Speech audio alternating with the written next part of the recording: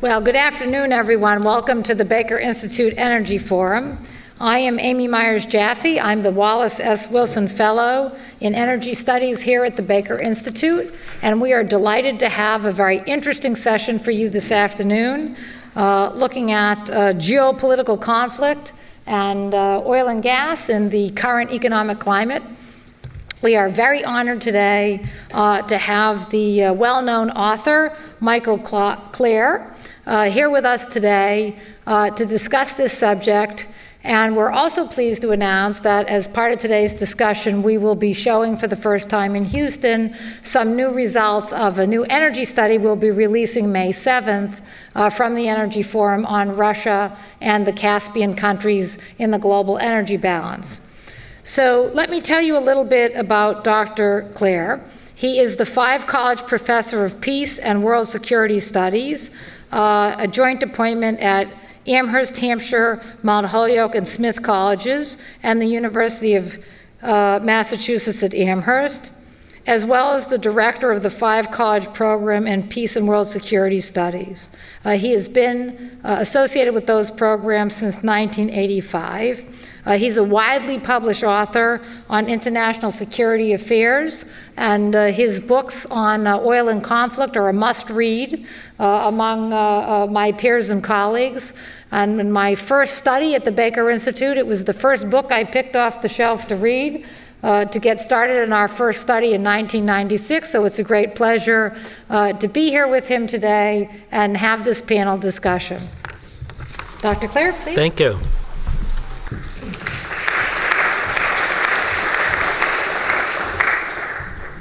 I'm deeply honored to have this occasion to be here in Houston and to speak at the Baker Institute. I'm a great admirer of Amy Jaffe's work, and it's just wonderful to be on a panel with her. So I'm very happy to have this chance to speak with all of you. I'm going to talk on the basis of the title of my new book, Rising Powers, Shrinking Planet, The New Geopolitics of Energy. And the title of my book, Rising Power, Shrinking Planet, was meant to describe the world as I saw it when I was writing the book between 2006 and 2008. And the title, Rising Power, Shrinking Planet, was meant to describe a world with certain particular characteristics. First of all, intense competition between the major consumers of energy, especially oil, for what was available of the world's supply of exportable energy, and especially competition between the United States, Japan, Europe, and China. There has always been competition among energy consumers for the available supply of energy, but this competition has become even more fierce in the past decade through the rise of newly industrialized countries in Asia, and especially China. And if you consider, as recently as 1993, China was self-sufficient in oil and even produced enough to have a surplus to export itself. It sold oil to Japan up until the early 1990s, whereas today, China is the world's second leading importer of oil and is competing with the United States around the world for whatever supplies are available. And it's this intense competition which is partly responsible for the huge increase in prices that occurred in 2007 and 2008. Coinciding with this increase in competition for energy and also accounting for the rise in prices was a slowdown in the growth of the world supply of oil, especially that part of the world supply of oil that's available for sale on world markets. Now, I know this is a very controversial issue, especially here in Houston, the capital of the American oil industry. And there are people in this town who differ strongly on this matter. By the way, this evening here at Rice in the cinema, we're going to show at 7 o'clock a movie version of my previous book, Blood and Oil. And this will be followed by a discussion with one of the key figures in this debate, Matthew Simmons.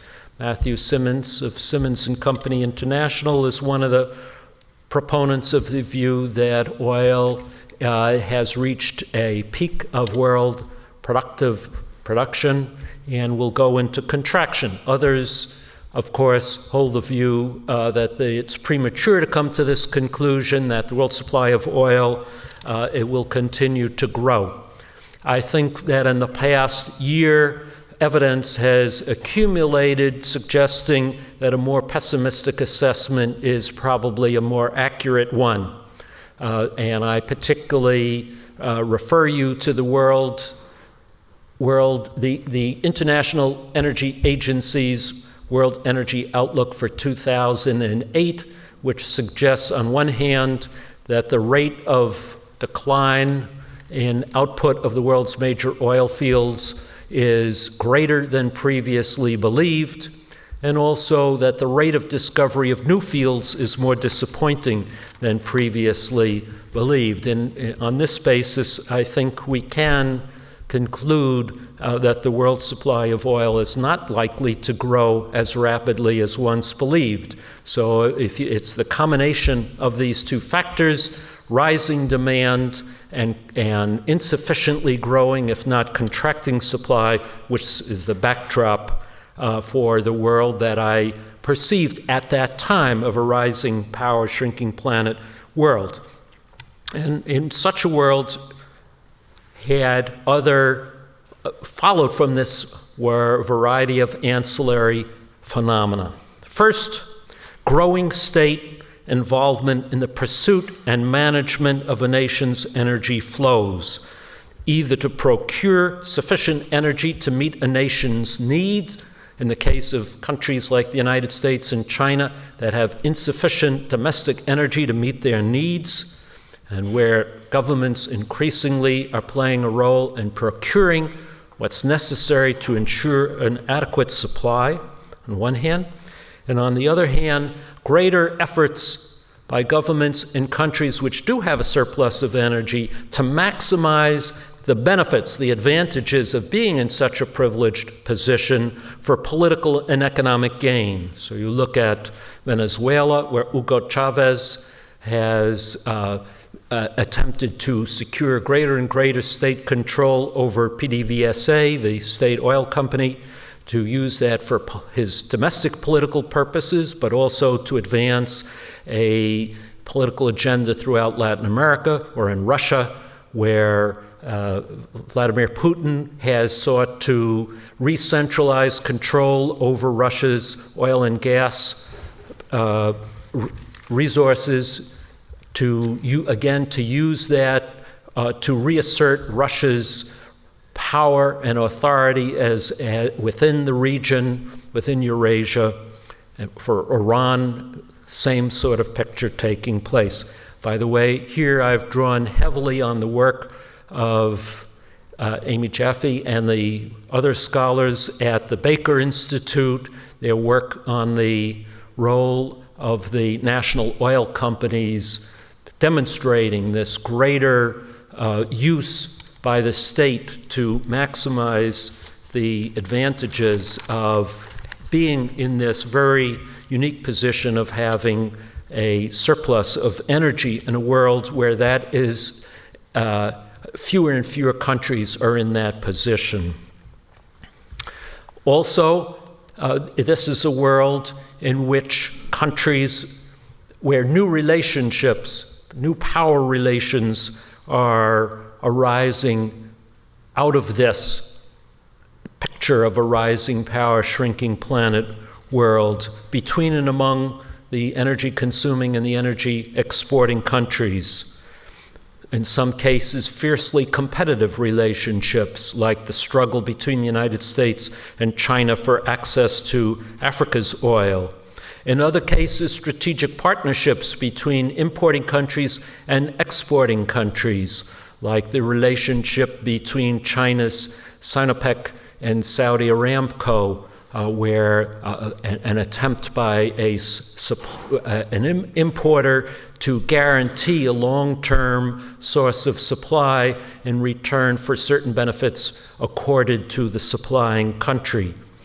And by the same token, we see efforts by the supplying countries to form relationships among themselves, strategic alliances among themselves, again, to maximize the benefits that accrue to them as suppliers, like the attempts by the natural gas producers to form a natural gas OPEC.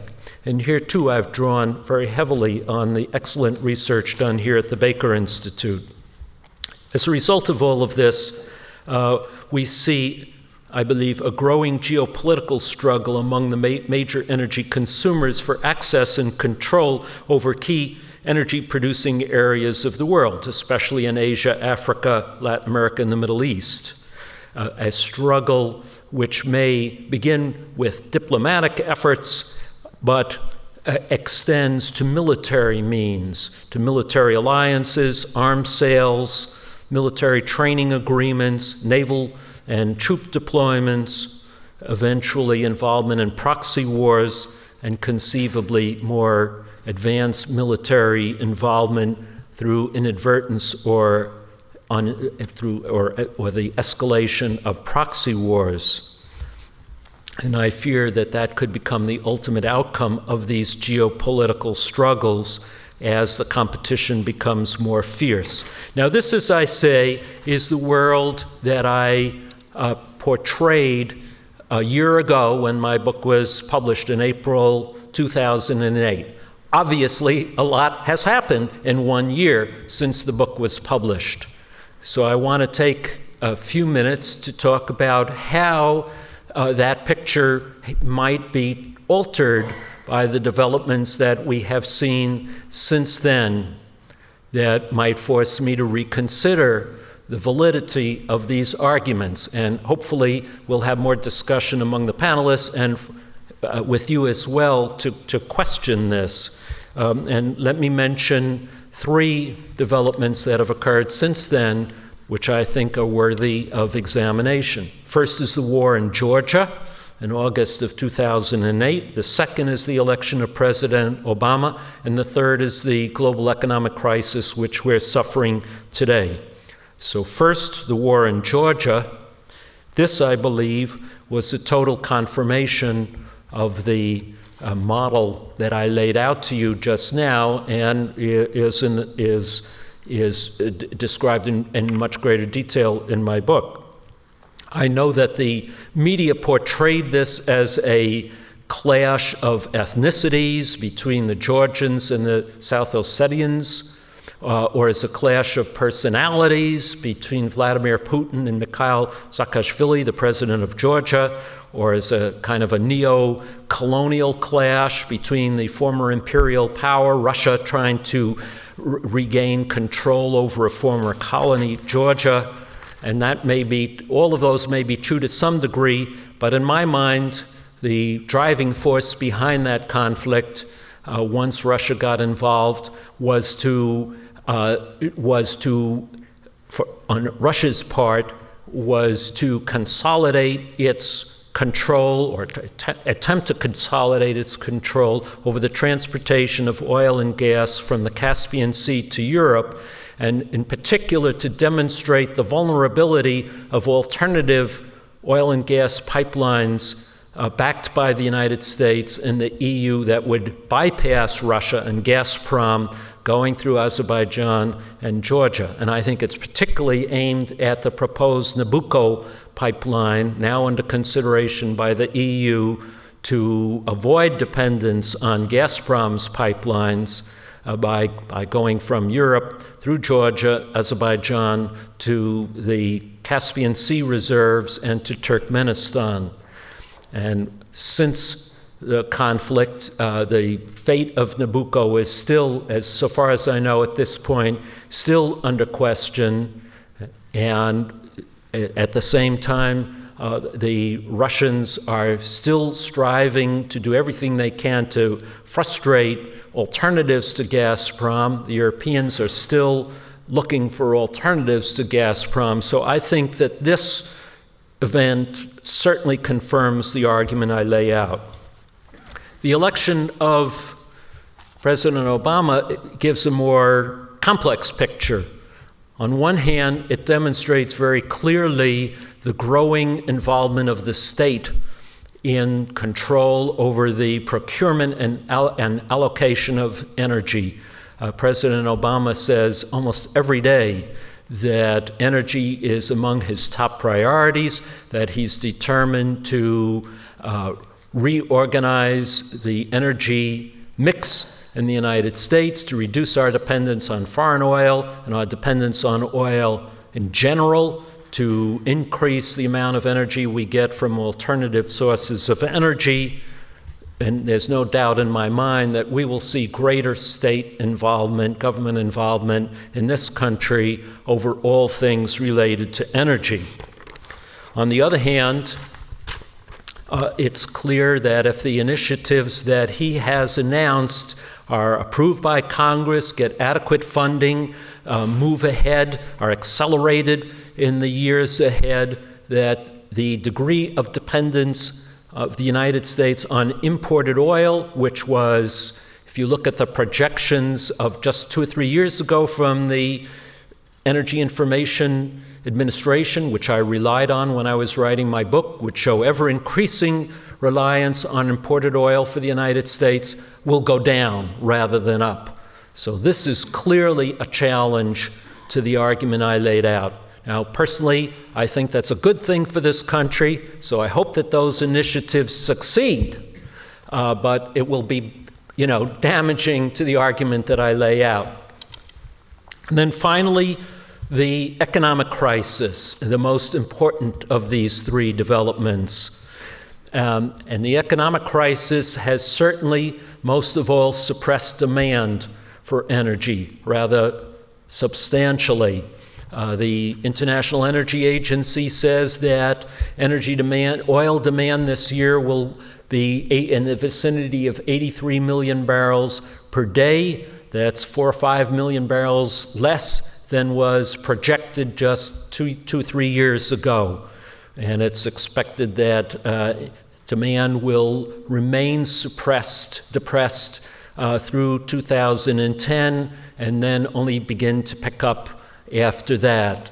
And it's unclear when and if the demand for oil will rise to the level that was being predicted in the projections that I used in writing my book.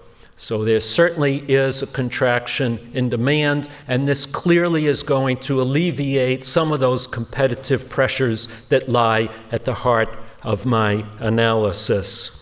Again, I think that's a good thing for the world because I hope that reduces some of the risk of conflict and friction among the consuming countries that I write about. Nonetheless, I don't think that this means that the basic argument that I lay out is going to vanish. And there are several reasons to believe that the competitive pressures and geopolitical stresses that I describe will continue to arise. And in evidence for that is that China, which has fared less badly in the crisis than some of the other countries, has not for 1 second stopped in its drive to secure foreign sources of oil and natural gas for its future use. Not for 1 second have its diplomats and leaders ceased their travels around the world in diplomatic efforts and economic efforts to sign new contracts. In the past 6 months alone, they've signed a $25 billion 20-year contract with Russian oil companies to deliver Eastern Siberian oil to China. They've signed $16 billion agreements with Venezuela for joint development of Venezuela's oil. They signed a $10 billion loan just in the past few weeks with Brazil's national oil company Petrobras to participate in the Brazilian oil industry. They continue to scour Africa for additional sources of energy. So it's very clear that China at least views the world through the lens of a rising power, shrinking planet, universe, and is determined that it will prevail in such a competition. In addition, the crisis has undermined the economic motive for continued development of more costly oil options like Canadian tar sands, deep offshore oil, and other projects where profit only arises when oil is over $80, $90, $100 a barrel, so that when the economy rebounds and demand rises again, whether it's a year or two, the world supply of oil will be considerably smaller than it would have been if there hadn't been an economic crisis. So when the competition does reemerge, as I believe it will be more fierce than it might have been without the economic crisis. So I do believe, in conclusion, that the model that I described in my book, it's certainly clear that I have to re-examine some elements of the picture that I described. And authors, when they make an argument and go out on a limb like that, have a responsibility to rethink their argument, and clearly I must. But I do think that the basic model of a competitive struggle for energy in a world where supplies are bound to contract is a valid model. But I will look forward to your responses and that of my co-panelists. Thank you.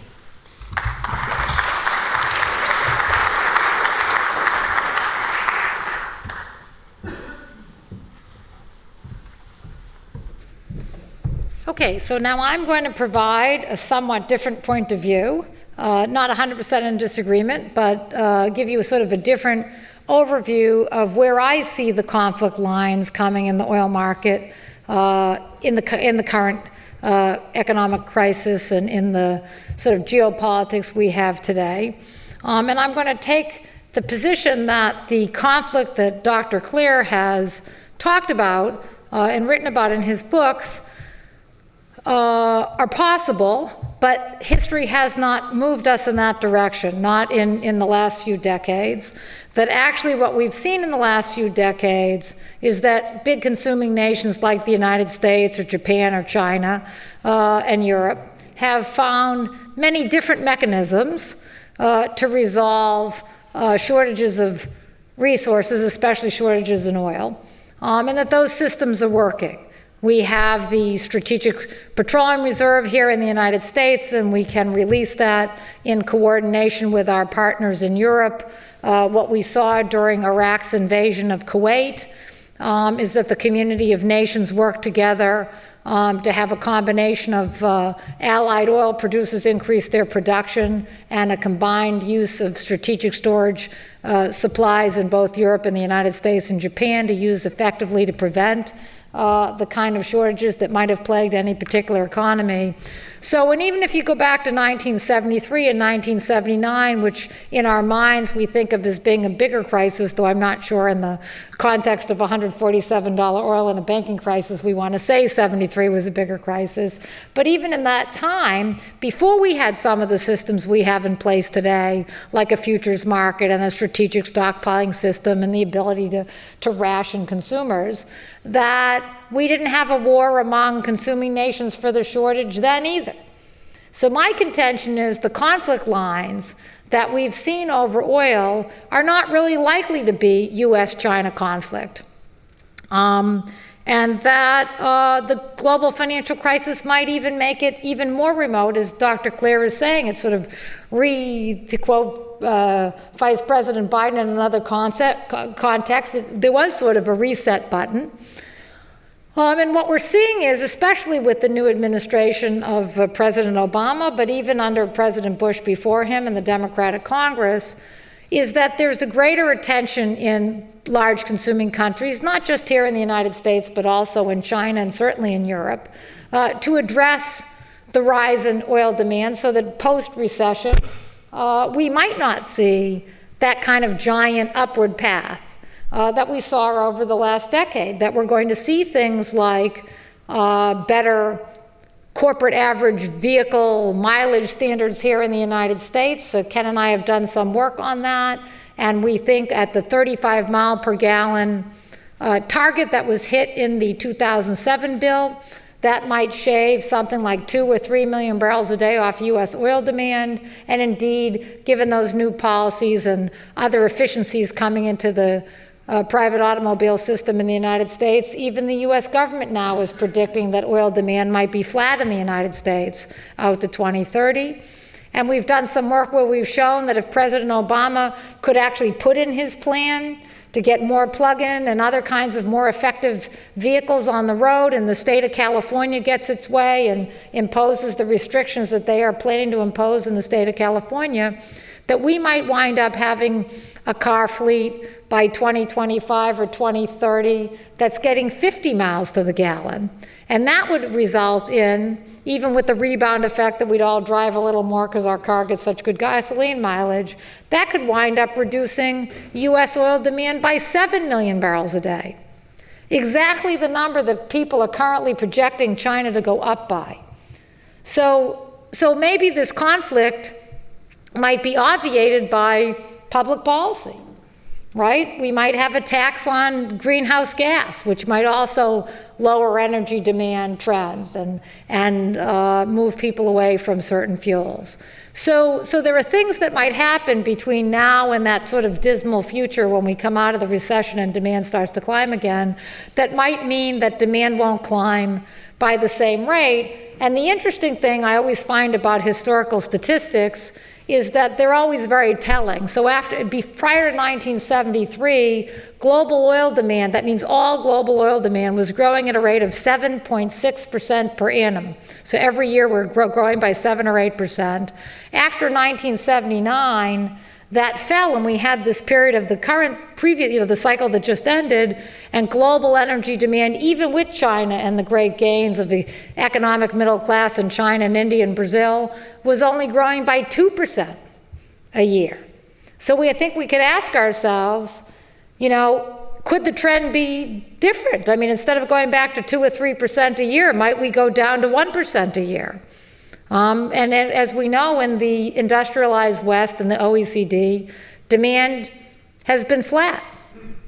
So sort of an interesting thing to think about. Now, what I wanted to talk to you a little bit about is not really where military conflict comes in oil among consuming nations, because I even take sort of a passive view towards China going around and drilling in different places in the Caspian and so forth, because if you consider the world oil market like a swimming pool, if somebody takes a bucket of water and pours it into their end, the deep end, it means there's more water for us if we're in the shallow end. So there's just more water for everybody who's swimming, so I'm not sure that's necessarily a bad thing.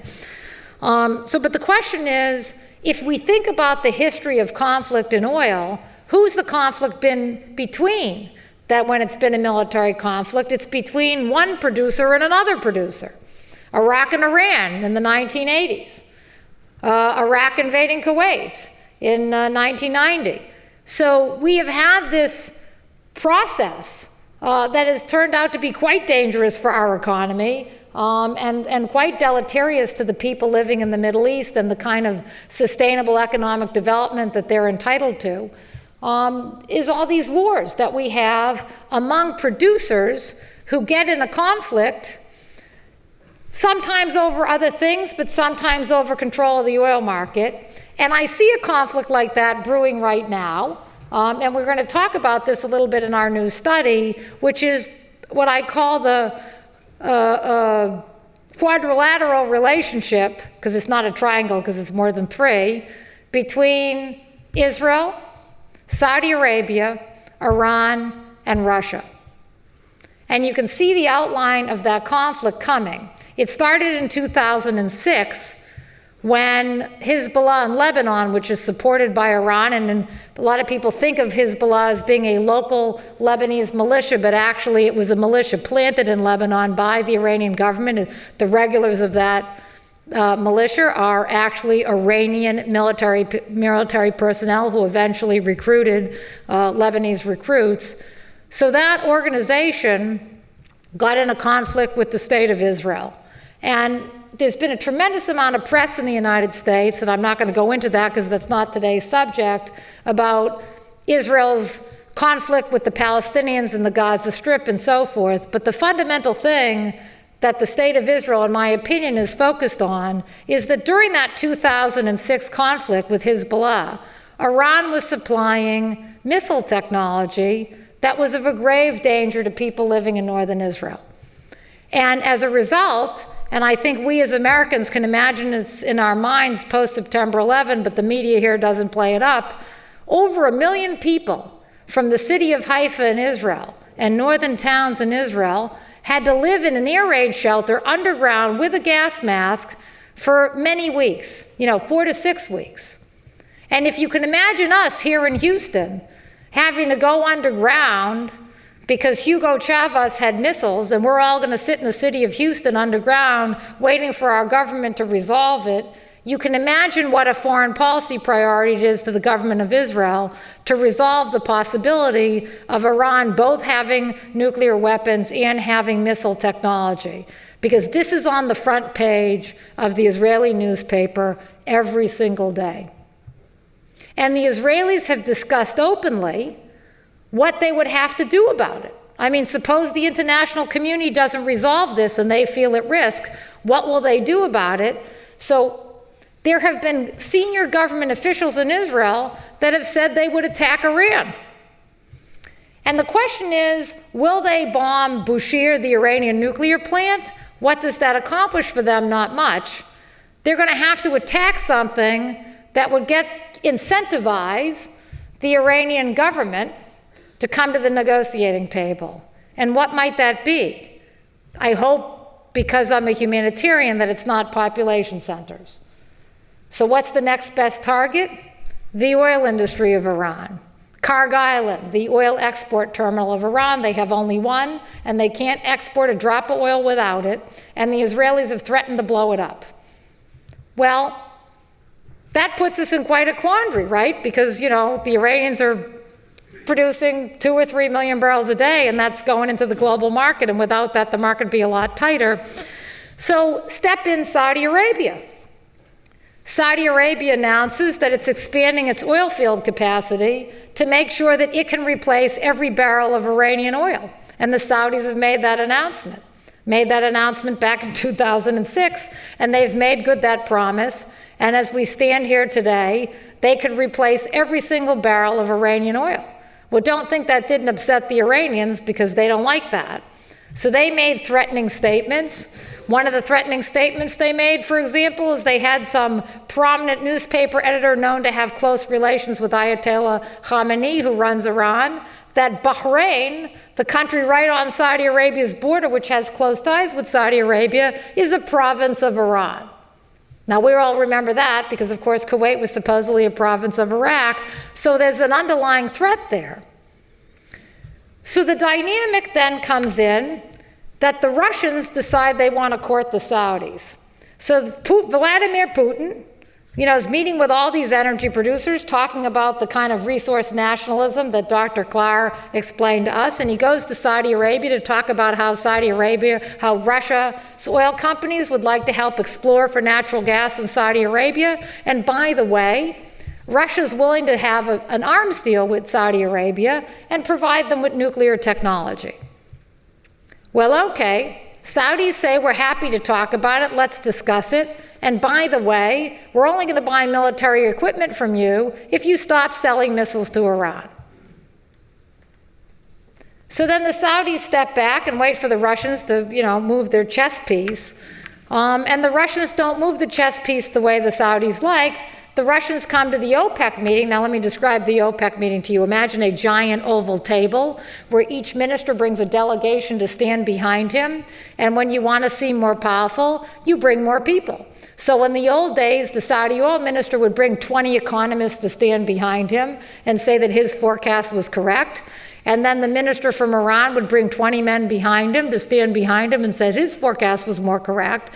So here you have Russia coming to the OPEC meeting last year, and they're not even a member of OPEC, and they bring 20 or 30 guys to stand behind their minister. And the veiled threat is, we are the military supplier of Iran. Iran can threaten you, Saudi Arabia, and your allies. Don't be thinking the United States is here to rescue you, because look what happened to poor Georgia. And we think the price of oil is too low. Well, all I can tell you is there are a lot of countries whose leaders are now gone, Iraq, Iran, Venezuela, who tried to challenge Saudi Arabia for the sort of leadership in the oil market. And the Saudis didn't take the Russian oil representative, Igor Sessions' comments too well. And so they started saying, sort of off the record and hinting to different people, that maybe the price of oil is too high. Maybe they need to protect their dollar-denominated assets and help out the U.S. economy, because, of course, they have a stake in the U.S. economy, because if you don't all drive around because you can't afford to, then you're not using their oil. So they let the price of oil slide with the lower demand. And where do they let the price of oil slide to? Not the $80, $90 that the Russians and the Iranians need to get by, but $40.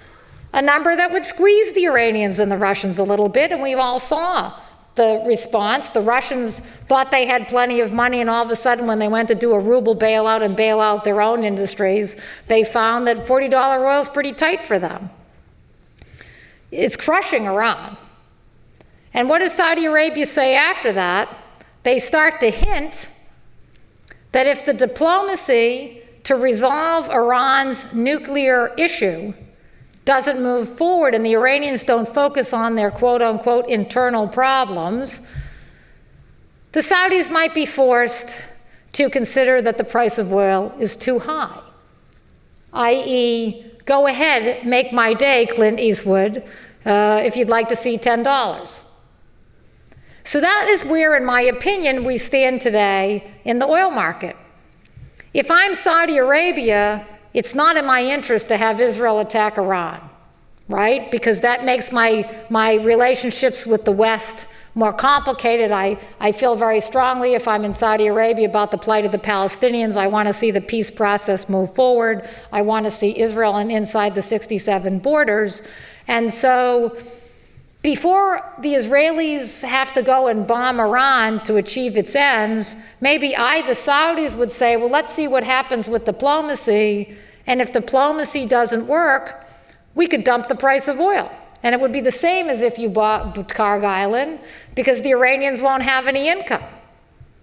And then if you look at the flip side, what is the Secretary of State Clinton is talking about, an idea that's been around for a long time.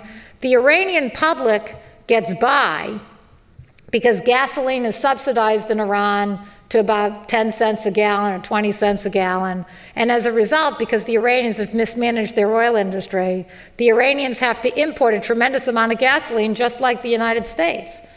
So one of the things that Mrs. Clinton has hinted is that if the Iranians don't come to the table and have a constructive conversation, maybe we'd have to put sanctions on any country that would want to sell gasoline to Iran. Maybe we're going to say that the Iranians can't buy gasoline on the international market, which would, of course, squeeze the regime with its population.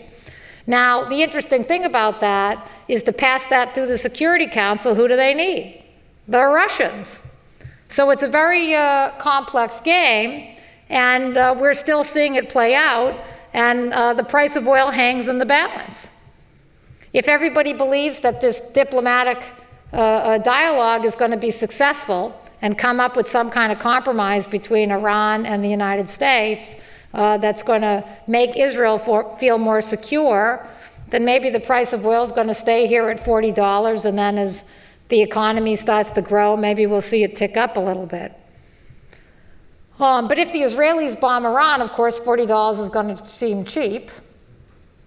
And if the Saudis decide that the Israelis don't have to bomb Iran because they're going to dump the price to $10, well, hey, we're going to see $10. And the Saudis have with the lower demand that we're facing, the Saudis have the extra capacity under the ground today to make good the promise to lower the price of oil.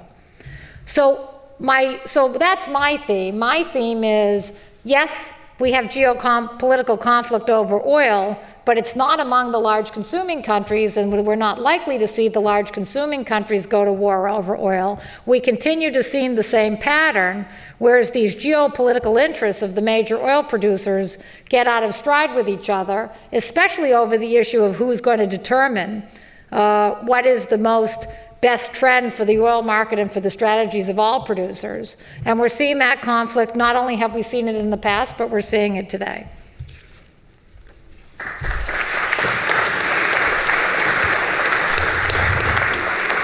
Okay, now addressing, hold on, I brought my bio.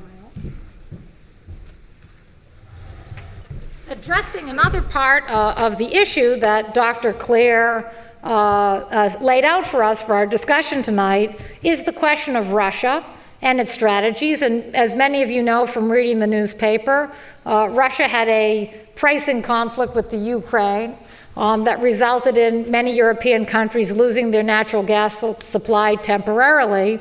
And so my colleague, Kenneth Medlock, is going to talk to you a little bit about the geopolitical dynamic of Russia and Europe and the Caspian.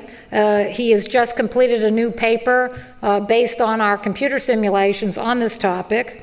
Ken is our James A. Baker III and Susan G. Baker Fellow in Energy and Resource Economics at the Baker Institute and an adjunct professor in the Rice University Department of Economics.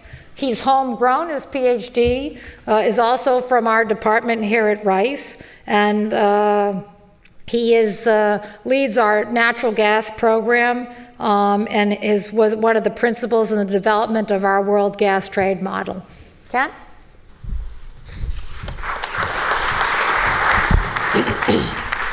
Thanks, Amy.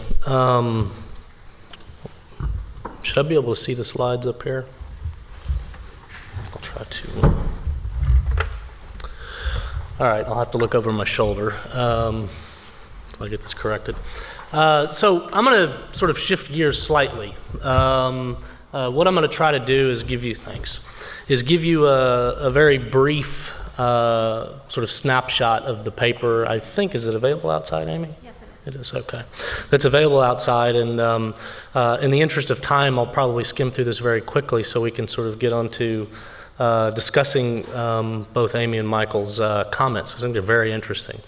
Now, I don't want to be misleading because certainly everything I'm going to say fits into the context of what has just been discussed. But what I'm going to show you are a very sort of high-level view of some modeling output that we've actually generated using our Rice World Gas Trade Model. We were sort of interested in doing this study for a number of reasons. I mean, obviously, Russia is incredibly important when we think about global gas markets. So the role that Russia might play going forward is obviously a very important one to understand. And there are a number of issues that you can sort of dive into, if you will, when you start to look at the development of the Russian natural gas industry and think about how it might actually play out going forward. And so what I'm going to try to do is sort of weave a very brief tale, if you will, of cause and effect. So we looked at various scenarios using the model to try to understand how those scenarios might actually influence market outcomes, and of course, market outcomes have some bearing on political outcomes, and the vice versa as well. So, but anyway, this is joint work that I'm going to discuss with a colleague of mine, Peter Hartley. This is a fun slide to show. Any of you who've ever seen me discuss the Rice World Gas Trade Model have seen this slide. It is a composite of satellite photographs on clear nights from around the world. And what you see, obviously, are the continents. And you can also see little white dots. So this is where the lights are on at night. These are demand sinks. This is where we're consuming energy. You can see the eastern half of the United States, the West Coast, all of Western Europe. You can see all of Japan. For those of you who know your geography, you see that South Korea is just above the southern tip of Japan. It's a fun thing to point out because it really highlights how important politics is in the energy space. South Korea is not an island, but it certainly looks like one in that picture. Now, the other thing that's layered onto this map are blobs of color. So these range from red all the way down to a sort of dark purplish blue that kind of disappears into the backdrop, if you will. The brighter the color, so the more red the color, the more intensely endowed the region is with resource. And so one of the things that jumps off the map, and this is why I really like to show this anytime we do any sort of modeling exercise and discuss the model results, the biggest, brightest red spots are nowhere near where the lights are on. So you have to think about, well, how do we connect those up, right? And so this is certainly what makes the preceding two discussions so very interesting, because it really centers on this basic dynamic. The other thing that you notice is the biggest, brightest red spot on the map is seemingly out in the middle of nowhere, but that is in the middle of Russia. And so it really speaks to the importance of Russia when you sort of think about long-term market development and the global energy balance. So I'm going to jump through these slides in the interest of time. There's a brief discussion here about what the Rice World Gas Trade Model is. There's only one thing I really want to point out here, and it speaks volumes, I think, to precisely what role Russia has going forward. Currently, Russia has a little over a quarter of all global gas reserves. So this is stated gas reserves as reported by the Oil and Gas Journal. So that speaks not necessarily to Russia's role going forward, but volumes to Russia's role right now, okay? Stated reserves are a very poor indicator, however, of what might take place going forward. Little statistic I like to throw out. A lot of analysts will say, will quote statistics such as, the U.S. has roughly 11 years of reserves left, right, given current production rates. Well, that's been the case for the last 35 years. So that tells you something about trying to use reserves to be as an indicator of resource potential.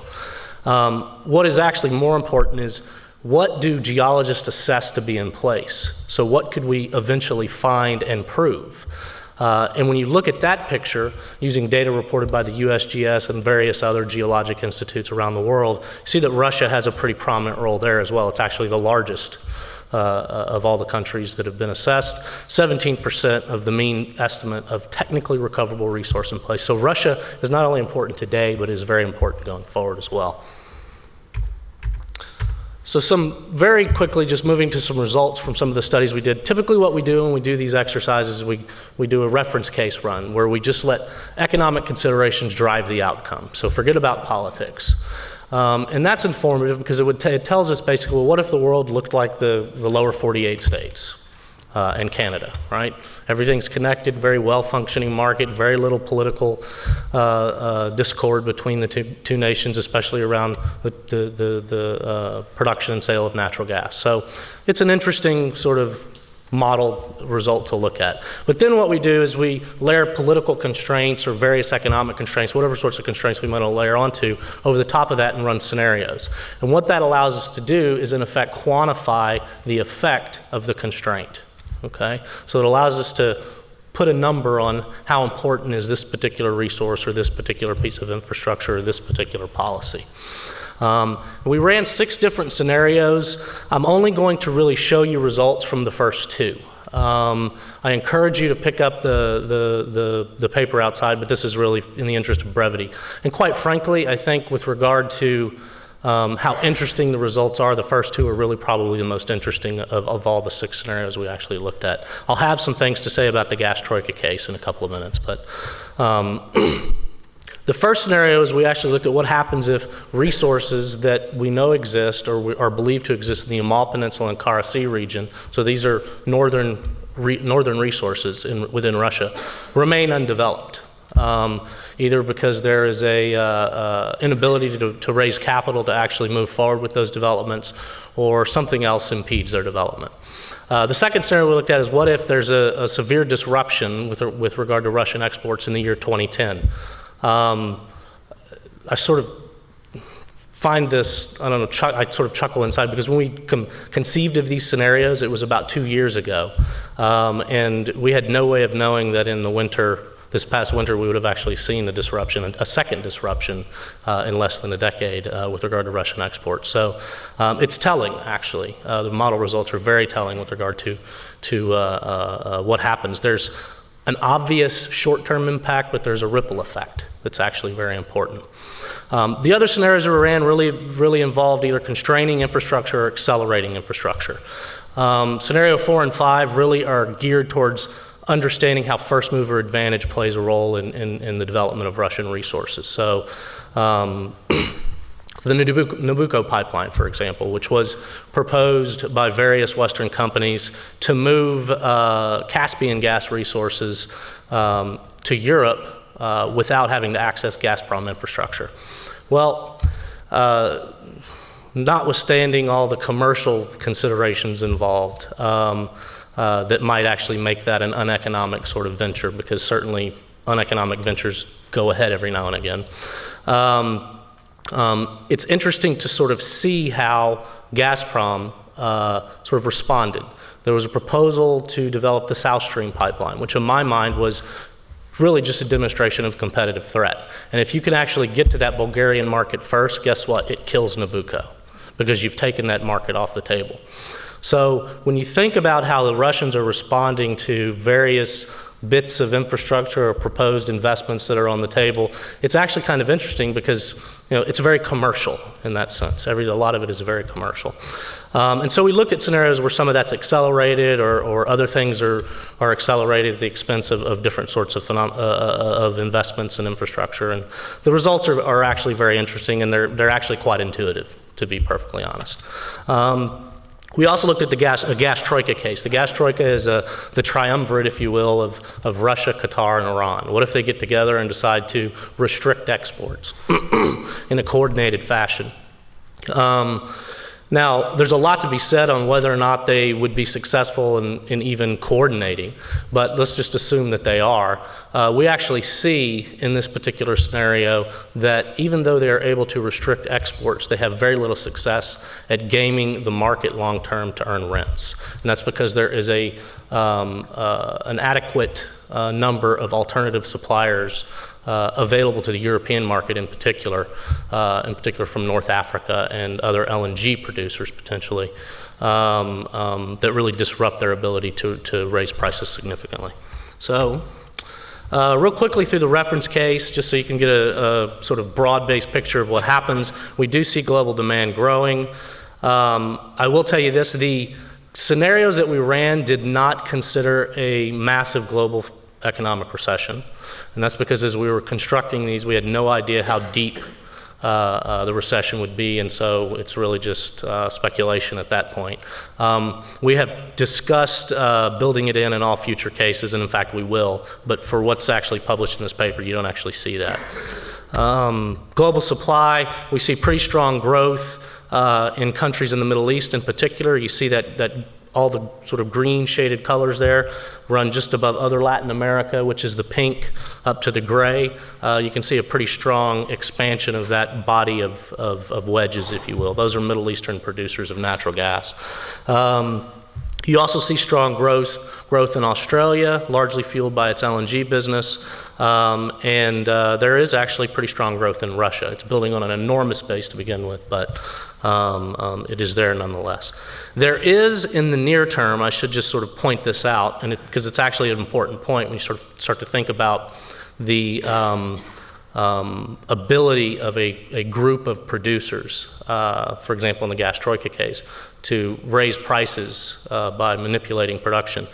There is there's strong growth in shale gas supplies in North America, especially through about 2025, 2030 in the model. And that actually, in the gas troika case, for example, is one of the strongest sources of supply response. Basically what happens is LNG prices are driven up at the margin because there's increased demand for LNG from Europe. That encourages more shale development. Less LNG comes to the U.S. Shale displaces the Russian pipeline supply that's going into Europe, and you have very little price response as a result. Okay. Global trade expands substantially. Russia, the bottom sort of purple wedge, is actually very, very important in the global trade of gas. Most of that is via pipeline. A lot of the growth is actually towards Asia. So a lot of the growth we actually see is east, it's not west. Globally, you see pretty strong growth in LNG trade. As a matter of fact, by the late 2020s, it reaches roughly half of all internationally traded natural gas in the model. Russian exports. So this is the snapshot of what happens to Russian exports through 2040 and where they're going and where they're sourced, quite frankly.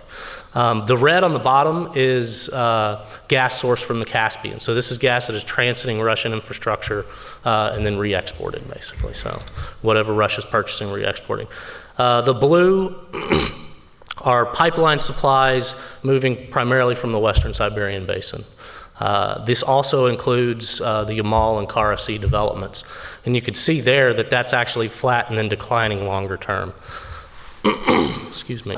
Western Russian LNG, you actually see northern or Arctic LNG begin to develop later in the time horizon, and you see substantial growth. So all of the yellow and the green, that's growth to the east. Okay, so those are resources that are tapping an emerging market, being China. Okay, largely. So a quick summary of looking sort of across all the scenarios. What happens relative to the reference case? Well, the reference case in this slide is the black line, which is sort of buried near the top of all of this. Right? The only scenario in which you really see an expansion above the reference case is a scenario in which Russian infrastructures are expanded in the interest of first mover advantage. Because what that does is it captures market and displaces competition from a variety of other sources. The case in which Russian production grows the least is actually the case in which we restrict developments in the Yamal Peninsula and Kara Sea.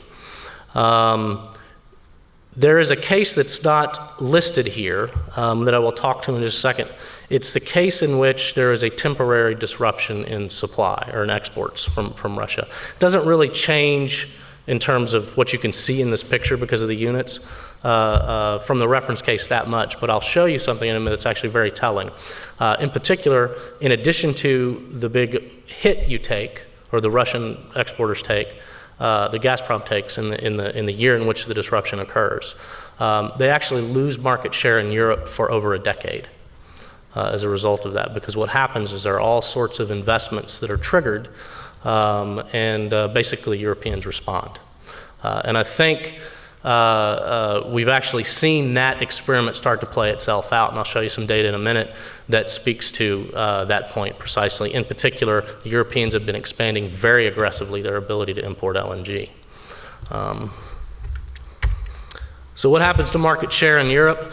Little note, the cases that have the sort of fuzzy lines through them, the fuzzy sort of colors, those are cases in which we don't allow Iraqi gas to develop. And this is actually a really important point, because Iraqi supplies really pose a tremendous threat, competitive threat to Russian gas, to Europe. It's not necessarily because of their quantity, although they are quite large. It's the quantity relative to the local demand, but it's also their location. A lot of the supply, the assessed resources in western Iraq and northern Iraq. It's actually right next to Turkey. We actually had presented a paper where we looked at the role of Turkey in a developing gas market in Istanbul. And there were representatives from BOTAS, it's a national pipeline company in Turkey. And a lot of what we were projecting was corroborated by discussions with them in terms of what they're planning for. They see this resource in Iraq as a potentially very important resource to really being able to capture transit rents. They recognize that it's distant from the major consuming centers in Iraq, and so therefore it might actually serve a very important role in balancing the European gas market. This is something that I would say in what we've done is new. Most people who talk about competitive threats from the Middle East via pipeline think about Iranian natural gas when they think about competitive threats from the Middle East for Russia. The trouble with that is most of the Iranian gas is actually located in the south and is better suited to be exported as LNG. So geography plays a really important role here in this particular result. But what you see across the board is market share typically falls over time. Even in the reference case, it falls, right? And a lot of that has to do with the fact that Russia's current market position in Europe is largely driven by Soviet-era economics. It's hard to justify the development of 5 60-inch pipelines side by side on commercial considerations alone. A lot of what was driving those developments were non-commercial considerations, quite frankly. And so you have this legacy asset that you can now utilize, and they certainly do. When it comes to meeting growth and demand, however, that's where the game changes a little bit, and you start to see a lot of competition from other sources of supply, namely LNG in North Africa into Europe. And so you naturally will see a reduction of market share. Now, by 2030, going from current 27% to roughly 23.5%, that's not a big change, right? Russia's still very important for a growing market, but its market share has diminished somewhat. The case in which it takes the biggest hit, of course, is the No Yamal case, as you might expect. And across the board, these numbers vary quite a bit. Asia, you see growth across the board, and that's largely because there's really no presence yet. I guess in March, Sakhalin LNG was, exports of Sakhalin LNG began to Japan, but as of 2008, the market share was 0. So you see pretty strong growth. The case in which we don't allow pipelines to develop to Asia is the case in which that growth in market share is the lowest, as you might expect. It does grow because you see expansion of LNG out of Russia. Okay, so the 2 cases that I wanted to highlight in particular are the No Yamal case, and in this case you actually see, this is kind of interesting, where you don't have those developments. You see this is a delta in supply. So if I'm looking at this, everything below the 0 line is the change in supply from that particular source. So there's a significant reduction in pipeline supplies sourced from Western Russia, Western Siberia, significant reduction in LNG sourced from Western or Arctic developments in Russia, and a significant reduction in Western Siberian gas that could eventually flow into Western China. This is offset to some extent by an increase in imports of Caspian gas. So that's what you see in the red. So there is an offsetting influence there, but it's not enough to make up for the entire supply shortfall. The other case I wanted to highlight was this temporary cutoff case, and what I want to show you here or draw your attention to are the red and the blue in the picture. In 2010, we basically simulated a 4-month reduction in exports, or a 4-month cutoff in exports of Russian gas. Basically what this does is it gives you a big supply delta in that first year, but what is really shocking, if you look at that blue, that extends all the way through 2040. Right? So there's a diminution of market share for a pretty long time. Caspian gas, because it's captive to pipeline infrastructure that Gazprom owns, suffers a very similar fate, but it does actually begin to pick up longer term. So just in conclusion, and this is really the key conclusions that I wanted to bring up, when we think about Russian gas and potential points of competition, one thing that our modeling exercise has really revealed is that Iraq could potentially be very important in that dynamic. It's to some extent ironic, because if you think about a lot of the European leaders, their stance on the Iraq war, it was not very positive. But it turns out longer term, if that market actually does become a very stable market, they could be the biggest beneficiary of what actually transpired. So sort of an interesting dynamic to consider. The other thing to sort of point out is developments in North America, and this is really indicative of the fact that we're really in a world market, really do have a role. So to the extent that shale continues to grow at the pace that it's been growing, to the extent that maybe the OCS has opened up longer term, to the extent that Alaskan gas is able to penetrate the lower 48, that actually has a ripple effect in that it influences Russia's ability and any sort of group of producers who are trying to coordinate production activities, influences their ability to have an impact on the market. I think I'll wrap up with that. I've pretty much said all the rest of this, so we can move on to discussion. Okay. Okay, very good. So why don't we take some comments or questions from the floor now. Can be any of the topics, or you can throw something new at us if you'd like.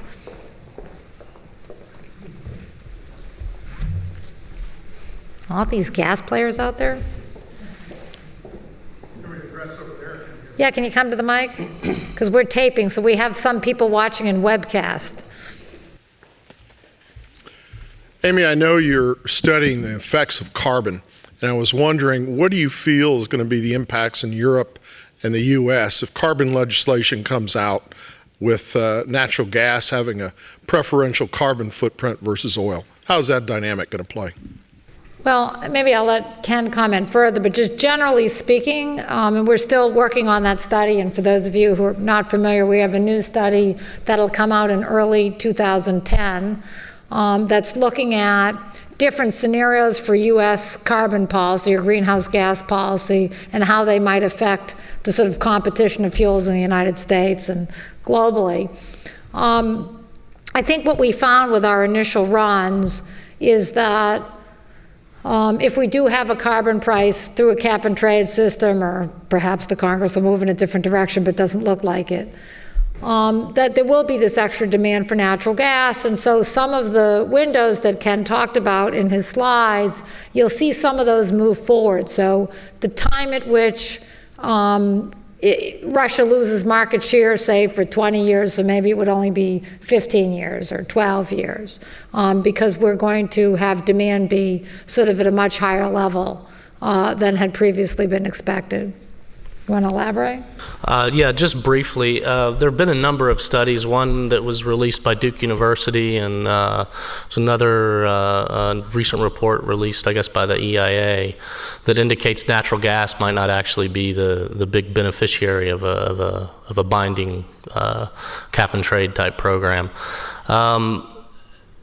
Without really going into a lot of detail, there are problems with both of those studies. And hopefully, sort of stay tuned, because I think we're going to address a lot of those issues in the work that we're doing. But we definitely see natural gas as being a huge beneficiary, because it's really the only fuel that can bridge between the here and now and the future, in which we have more, either nuclear or renewable fuels that are reliable, those sorts of things. So. Other comments, questions?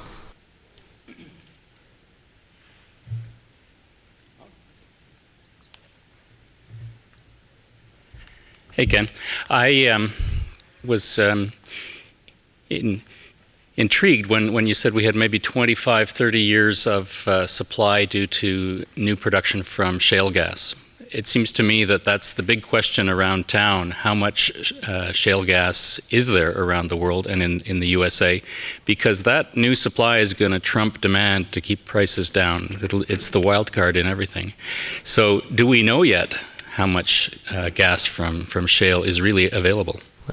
Yeah. Good question. Maybe I should clarify. When you said 25 to 30 years of supply, what I was really referring to is the expansion in North American production we see for the next 25 to 30 years is driven by what's happening in shale.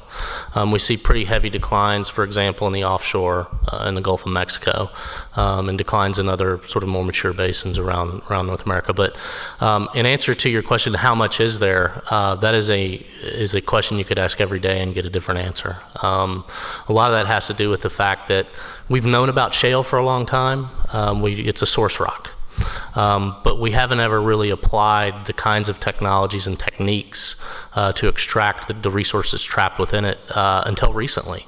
So as little as 6 years ago, the National Petroleum Council used an estimate of 6 trillion cubic feet for the Barnett Shale in its big study that was released in 2003. But we know now that number is at least 50 and maybe somewhere north of that. So as we get into these shales, these sort of brand new frontier plays, we learn a lot. Initial estimates, and this is actually what's in the modeling runs I presented of the Haynesville, for example, in Louisiana, about 34 TCF, but there are a lot of people out there saying it's more like 150. So your guess is as good as mine at this point, but it's something that I think we just have to stay tuned to, and we'll know more about as time passes. And I think the other thing with shale gas, which is really to be determined, and there really aren't as good as estimates even on the U.S. play or the Canadian play, is that many of the countries that the Russians sort of seem to have leverage over, and we can't quite get the LNG to those countries, so the East Bloc Eastern European countries, are believed to have shale gas.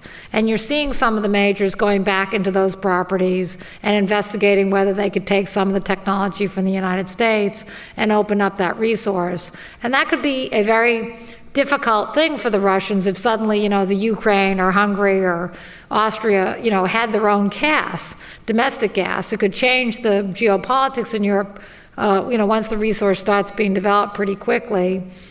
And it really opens up this sort of interesting area in terms of moving forward in what we call the energy architecture.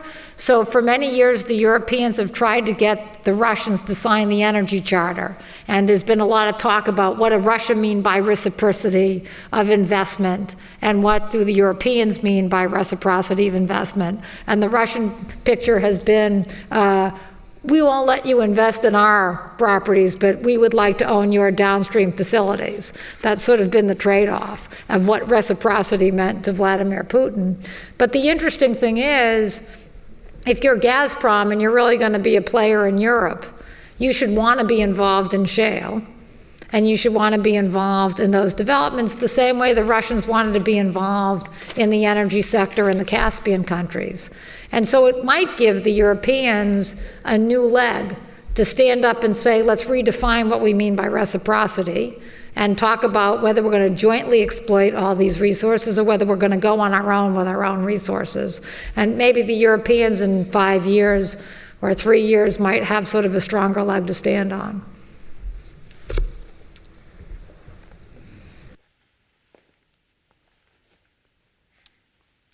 Relative to the shale oil, during the CIRA conference here in February, the oil minister from Pemex was here, and I asked him, do you have shale in Mexico? And he didn't know, so he turned to his assistant, who I think was a Rice graduate, a PhD of some kind, and he sent me an email the next day saying he checked with their people, and as far as they knew, they didn't have any shale. But when you look at the United States and you see maps of shale oil deposits, they're all over the place. And if you stop and think, if you can produce shale oil under Chicago, because there's a shale deposit right there for $6 an MCF, it's going to be hard to bring gas from Alaska in any time soon. And right before the CIRA conference was a talk or a program, the NEPA, the producers thing, and the vice president for Apache was talking about shale oil. And in talking with him, both in his talk and afterwards, the implication was that we could almost go to shale oil and take care of ourselves for 50 or 60 years. The main problem that you're going to have is water. Water is going to be the big problem. So, and they haven't solved that problem yet. The other thing is just a data point. Through my church, we have relations with people in Romania, in the eastern part of Transylvania, and they have gas supply to their village, and it's a very cold village. It runs minus 20 degrees in the wintertime, but they don't tie into the gas because it's too expensive. They still burn wood in these unusual type of heaters. And so Romania was able to survive because they did have some gas storage and they have some gas. Just a brief comment. It's interesting you brought up the water issue because Michael and I were actually discussing that on the way down here. There's been some really interesting work done by some people who are involved in the nanotech ventures here at Rice. Andy Barron has actually developed, and they've recently received some venture capital to buy a manufacturing facility to move into manufacturing with this. It's a ceramic proppant that actually utilizes nanotech within it. So basically what you have is something that is stronger than sand, but lighter than sand. It's going to be expensive to produce, but what that means is when you're fracking these structures, you get up to 60% greater penetration. And so that reduces the amount of water you need per unit production. So, technology actually, I think, has a very, very important role going forward with regard to what happens with shale. So. Let me add on the technology play, and getting back to some of Dr. Clare's comments. And I see some of my friends in the audience, and I hope they'll like this comment. One of the things that I've learned watching the oil industry for 30 years is that the majors are not going to go out of business. And if the producing nations decide that the majors can't drill in their country, the majors are going to go to some incredible place, whether it's 2,000 meters in the water or refracking shale gas, and they're going to find the resource there, or in the Arctic, or wherever else it is people are going to go. And I think the lesson of the cycle, and I'm a very popular believer in the cycle, and when you see Matt Simmons tonight, he's a very popular unbeliever of the cycle. We're always going to have a cycle. I didn't bring my chart that shows it going back to the 1880s, but it does. We have both a general business cycle, and then we have our own specific oil industry cycle. And one of the lessons of the cycle, which the producers keep forgetting over and over and over again because they get caught up in the frenzy of resource nationalism in the moment of the 2 years where they're getting $147 a barrel or 15 million BTUs for natural gas in the United States, is that every cycle at its peak brings new plays and new technologies. So when the Russians were thinking about this little invasion into Georgia and 2 little cutoffs for the Ukraine to sort of make their point about how important they weren't sitting around studying the Haynesville Shale. And they should have been. Because now they gave everybody in the industry who got kicked out of Russia the incentive to make that shale play work, and not at the $12 or $15 that it originally started at, but at the $4 some people are doing in certain sectors where the resource is sort of not under somebody's backyard. And I have great confidence in the industry that they can bring costs down when they have the incentive. So that's one new play that's going to really change the landscape. We're going to have to just like Dr. Clare is talking about it, we're going to have to redo our book on the geopolitics of natural gas to fill in all the shale and tell you what it's going to mean. And the second thing that's happened, which I see really happening big time, and goes to Michael Hurl's question on carbon, people like to say in the Middle East and elsewhere that the United States will not have an environmental policy because now that the price of oil is low or natural gas prices are lower, that takes away all the impetus because we got cheap energy and clean energy won't be able to compete. But I think it's quite the opposite. Every time we have a cycle, new technologies are developed. And as I like to do sometimes, but I don't see enough students in the room, no one who's 30 years or younger has a landline. They have a cell phone and that's it. And why? In the end, it's a superior technology. You can Google Earth yourself and know exactly where you are, and if you want to find your friend, you can Google Earth them. And why the hell would you just have some plastic thing on a table that all it does is answer the phone? Right? Well, electric drivetrain, trains left the station for that in terms of car technology. I mean, we are going to be moving to superior technologies in the car space, in public transportation, and new kinds of trains, in a lot of different areas that's going to make energy efficiency, if you want to call it that, like a giant ocean of oil. And again, every time, I remember sitting with the analysts who work, very smart economists, I won't even top, schools, PhDs from Michigan and Harvard and so on and so forth, sitting around talking with them about what I saw was coming. You're letting the price go too high. You don't understand what the impact's going to be. We're going to have a recession. There's going to be a financial crisis that goes with it, and we're going to do alternative technology. And, people from Saudi Arabia who are, Harvard-educated people turned to me and said, you guys don't have any technologies. There's no technologies to come to bear, and it would take you 30 years to bring them to the table. And I'm telling you, I'm driving a hybrid car. It gets 39 miles to the gallon. They were just wrong. And they're going to be wrong again. And that's part of the reason why I'm a little more optimistic, even though I see some of the same things as Dr. Clare, because we could make a technology deal with China and develop some of these technologies together. We know we have to do it. We know it's a cycle. We know even if the price of oil is low now, if we don't do it, it's going to go back up. So people are committed to that, and because they have the climate impetus, and because in the end, when the Congress passes a cap and trade system, which now that our inspector is a Democrat, I mean, they don't need the Republicans to pass that bill, right? We're going to have, that's basically a tax on energy, in effect. And once we do that, and we take siphon off some of that revenue and spend it on R&D or subsidize wind or whatever we're going to do, we're going to get there. The same way Andy Barron figured out a way to make shale gas, in a way that's more effective. I mean, there are people here at Rice that are fooling around, and MIT and other schools that are fooling around on batteries, and they're trying to come up with materials that you would put on top of your roofing material that would collect the sun, and you can use it to supplement your electricity supply. I mean, those things are coming, and the $147 that the Saudis didn't think they needed to damper, they'll be sorry about that 3 or 4 generations from now. Just to add one quick statement, with regard to efficiency, at MIT, there was actually a recent article in Science News about this. Heavy trucks they lose a lot of energy when they're driving over the road through their shocks. It's dissipated as heat. If there's a way to actually capture that heat and use it to generate electricity so that you can run other systems within the truck, it actually increases the fuel efficiency of the truck. Average big rig, 6 to 8 miles to the gallon. Pretty bad.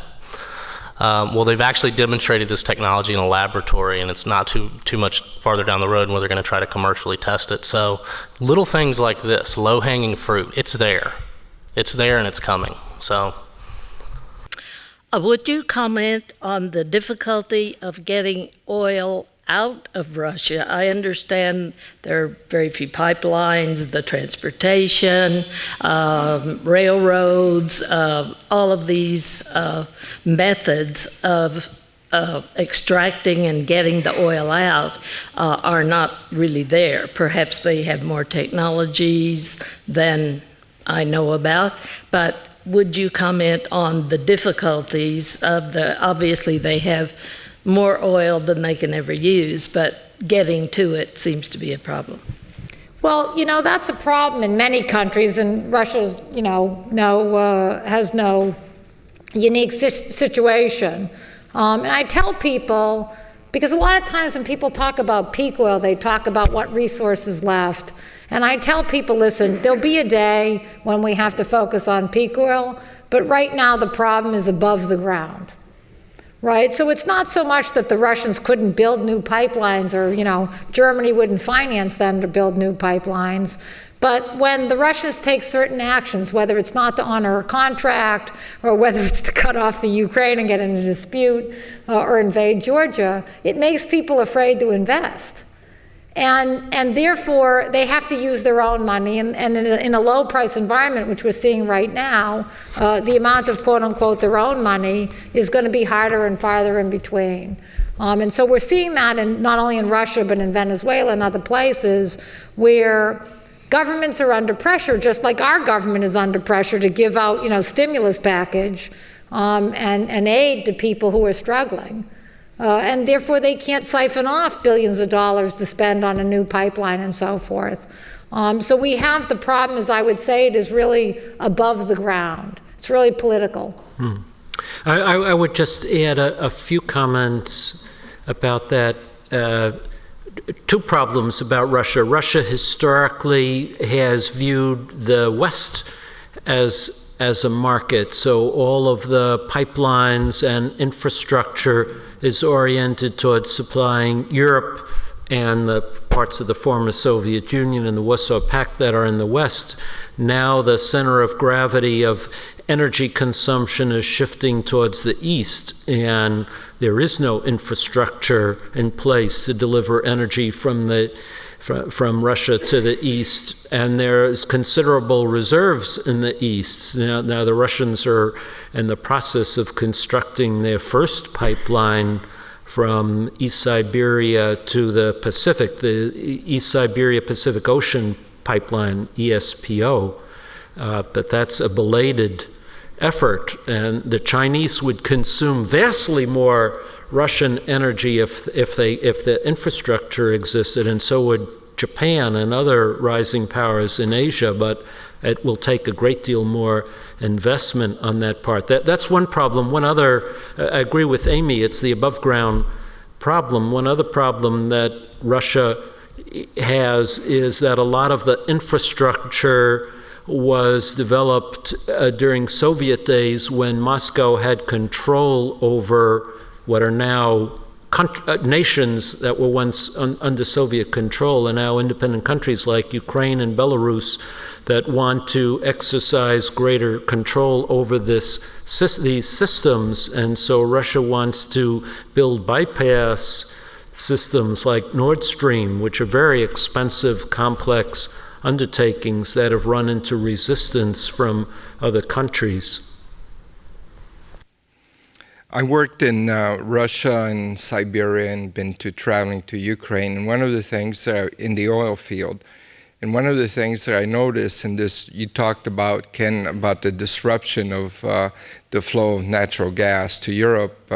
And when you notice that, and you probably didn't focus on it, it happened during a particular period of the year, where things are freezing, and consequently the flow of gas freezes, it cannot flow into the pipeline. So consequently, Russia changed that into a geopolitical type of a problem instead of saying that our technology or the way we manage our resources is a problem. And so that's just a comment, my observation, because I've seen that happen. The question that I have is to the panel is, there's potentially great supplies in the Black Sea, in particular offshore Ukraine, which I think could be developed, but for some odd reason, like you discussed a number of times, Russia gets into the geopolitics and tries to control the whole movement of natural resources, oil and gas, and consequently, Western companies are not able to go in there and use their technology to go in there and develop some of those potential resources. So I think that is one of the things that maybe Clinton is going to be able to deal with, but I think that is one of the things that we can be looking for. And I think that the development of resources, I believe, is there. We just have to somehow convince the politicians that if we do this correctly, the whole world benefits, versus somebody that wants to continue being corrupted and putting money into their own pocket. So that's kind of my observation.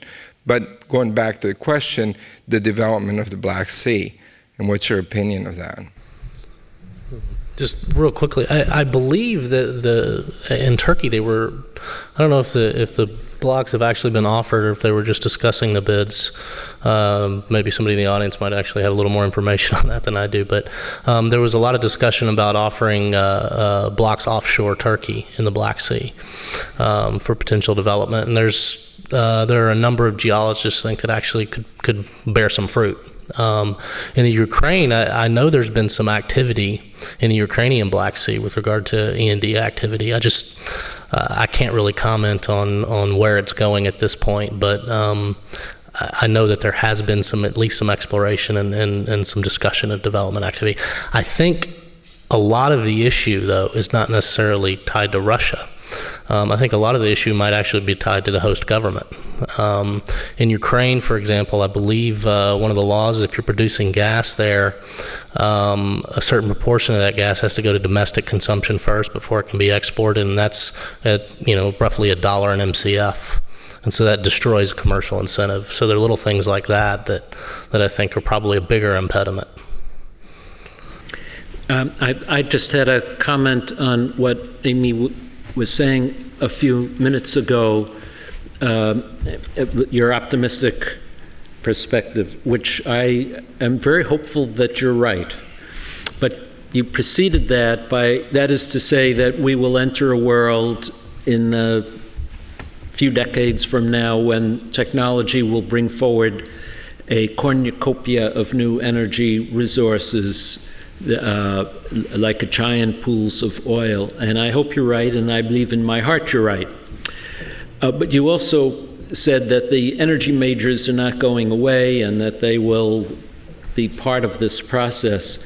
But I wonder, I have a fear instead that we will see a struggle with the energy majors, the oil majors, attempting to frustrate some of that progress by putting obstacles in the way of the development of some of these new, more forward-looking technology. Other entrepreneurs, other economic interests, Silicon Valley coalescing around some of these new developments, but the old energy interests using their political power, their economic power to frustrate some of this progress, much in the way that the canal builders in the 19th century tried for a generation or two to prevent the rise of railroads and did succeed in blocking the development of railroads for a couple of decades, using their political power and their economic power, that we'll see something of a struggle between the old energy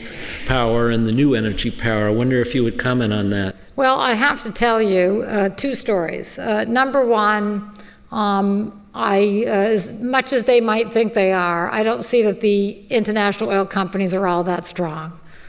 And that is because if you think about U.S. foreign policy, we are constantly passing laws and policies that are against their interests. And so I really don't see, I mean, even if they were going in that direction, though, if you look at a lot of the companies, you see companies trying to get into some of these businesses. There's been a big push by the companies to get into biofuels. I think people have told me their reason why they don't embrace solar is because they see that as a manufacturing business and they don't feel as experienced in it. But in these other areas that are sort of find a source of energy and process it businesses like Geopolitical and, algae and so forth, and, traditional biofuel, I mean, I think the companies have actually stepped up to the plate. The other thing I see, which I think is really a paradigm for this, and it gets back to my statement about superior technology. And, the classic example of why that's not going to be able to be true, even if the majors were trying, which I see them going in the opposite direction, where they're trying to decide what the winner is to see if they can get on that train, is to look at the American car companies. The American car companies had a strategy on the Hill, which is that they would try to hold the Japanese cars out of our market by doing two things. Number one, they would push to get legislation that would block the Japanese from selling trucks in America. And number two, they would push the Congress to do ethanol and E85, biofuel vehicles, because the Japanese can and don't know how to produce those. And we know how the story ended. They got the legislation in Congress. They got all these laws that can't be implemented because we don't actually have enough ethanol to do it, and we don't know actually how to do cellulosic ethanol, right? And what did Americans do? We went out and bought Japanese cars. Why? Because they had a superior technology. So the end of the result is GM is about to go bankrupt, and we still have the technology because Toyota and Honda and Nissan developed the technology. So I think the lesson for the oil industry, and some of you are in here and you know that this is my bully pulpit, the lesson for the oil industry is don't be GM. You can try to be GM, but you're not going to win as GM. You're going to win by, doing your traditional business and moving into these promising areas like shale. But you're also going to win by keeping your fingers in the technology that's coming, because it's going to come. Right? And I think that what I see is a disconnect. I think that people understand that in the industry, and you've got companies moving in that direction and advertising in that direction, even if they're not 100% moving in that direction. But where the rubber hasn't met the road is on the level of revenue that they are investing in some of these promising things. But if you look out on the horizon to who has really interesting technologies, who might be the first player to get the cellulosic ethanol, who might be the first player to have something that captures carbon at a power station and sequesters it, the people who've got the most interesting technologies today in a lot of those fields are actually the majors. And so if the market moves them that way, whether it's through regulatory legislation or just because you can make money doing it, they're going to be positioned to be in that spot. So that would be my answer. Very good, thank you. Last question. I was wondering if you could speak to your opinions on the emergence of an LNG trade market being hampered by geopolitical conflict. That is, countries taking a protectionist attitude, tying up LNG with long-term contracts, 20, 25 years. Sure. It's sort of interesting. That's actually a very interesting question because when we started developing the Rice World Gas Trade Model, we had our Energy Forum members in, and one of the things they wanted us to try to account for was the rigidities that contracts present.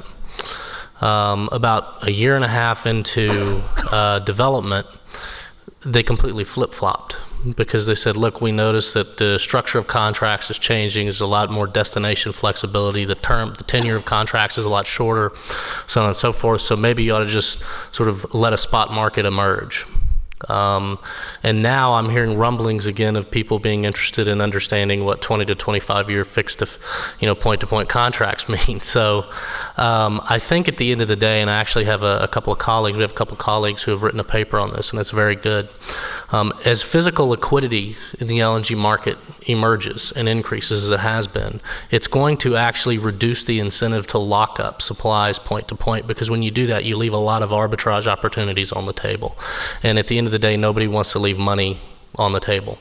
So I think what we'll probably continue to see, although I know there are some parties out there trying to lock up long-term supplies, is to the extent that that happens, either a supplier leaves some of his supply uncontracted, so he can actually capitalize on those arbitrage opportunities, or the structure of contracts will yet again change, and a year and a half from now we'll be full circle again. So I actually see a spot market continuing to develop. I think we've seen that occurring over the past several years, and I don't really see anything really impeding that. Well, I want to thank our panelists for a great program tonight, and we have some refreshments in the back on your way out if you'd like to sit and chat with us for a few minutes. Thank you very much. Thank you. That was great.